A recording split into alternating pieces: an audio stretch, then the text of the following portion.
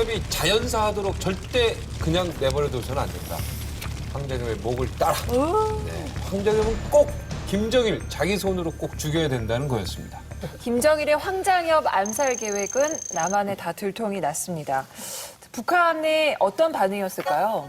사실 북한은 이렇게 나오면 다 모르쇠로 하고 다 공작이다라고 몰아붙이는데 남한 공황 당국은 황가 암살조 체포 사건이라는 날조를 벌여가지고 대대적인 반공화국 캠페인을 벌이고 있다라고 이렇게 얘기했는데 잡힌 놈들이 있는데 무슨 얘기야 이게 보면. 황장엽 씨 반응도 역시 무덤덤했다는 게 내 나이가 몇 살이냐. 그러니까 내려올 때 이미 죽을 각오를 했었을 거예요. 그러니까 암살조가 뭐 움직인다 하더라도 무덤덤한 반응을 보인 거죠. 황 씨의 한 측근은 간첩들이 붙잡혔다는 뉴스를 보고 황 씨에게 전화를 했는데 별일 아니라는 듯 뭘 그런 걸 신경 쓰고 그러냐고 말했다고 전했습니다.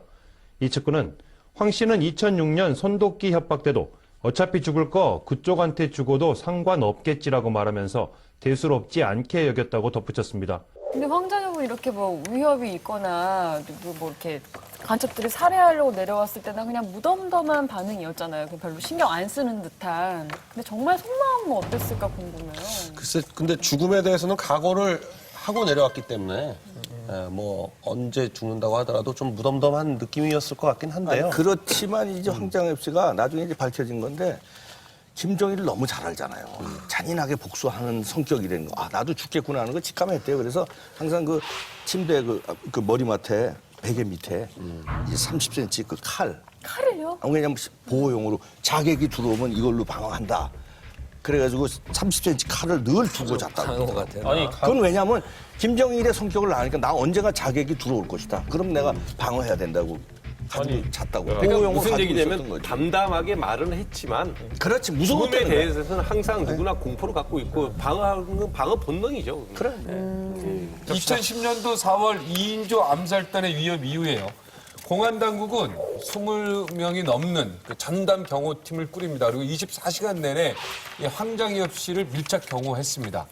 그런데 2010년 10월 10일 이날 오전 9시 30분 평소 아침 9시면 이제 거실에 나와서 있었던 황장엽이 보이지 않자 경호원들이 이상하다 생각해가지고 다 찾다가 욕실 문이 잠겨 있으니까 욕실 문을 열었는데 황장엽 씨가 이때 반식욕 하던 중에 욕조물에 입과 코가 잠긴 채 숨져 있는 걸 발견합니다.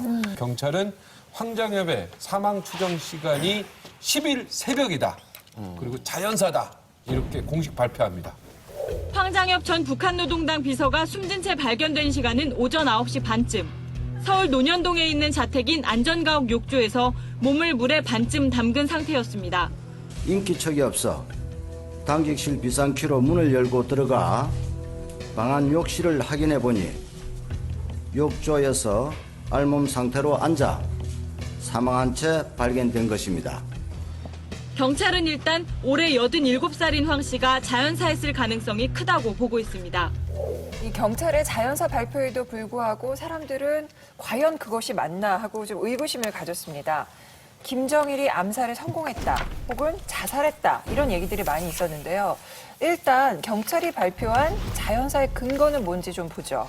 사실 왜냐면 우선 경호 자체가 국무총리급 이상의 경호를 하고 있었기 때문에 외부 침입 흔적이 있어야 되는데 다른 어떤 외부 요원이 침투해가지고 했다 그러면은 그런 흔적이 전혀 없었다는 겁니다. 그래서 당시에 황장엽 씨가 살고 있던 게 이게 논현동에 있는 주택가에 있는 그 2층짜리 안가인데 3m가 넘는 담이 우선 있었던 건 사실이고 그다음에 쇄골이랑 가시철망이 있어가지고 들어갈 수가 없습니다. 그리고 지붕과 담장에 CCTV가 7개가 있었고 10개의 적외선 센서 이렇게 관리하고 있는 건데 저게 유리가 방탄유리입니다. 방탄유리고 저 정원에다가는 맹견도 키웠다고 그래요.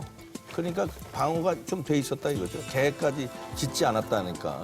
하지만 그래도 CCTV엔 잡혔어야 되는 거 아니냐. 그리고 각종 화기로 중부장관 20명의 경호팀이 이제 다 둘러싸고 있었는데 과연 여기서 황장엽 씨가 보통 이제 침실, 집무실, 서재가 있는 2층에서 잠을 자는데 취침할 때 이들 요원 중에 한 명은 항상 옆방에 대기하고 있는 거예요. 그렇기 때문에 그 요원도 모르게 과연 이렇게 어떤 침입했을 수 있느냐. 그래서 1층에서는 또 나머지 요원들이 10명 넘는 나머지 요원들이 CCTV와 침입 센서를 계속 이렇게 관리하고 있는 건데 이런 국무총리보다 훨씬 높은 수준의 경호를 뚫고 아무리 북한 요원들이 날고 긴다 하더라도 죽일 수 있었겠느냐에 대해서 약간 회의적으로 보는 시각이 많습니다.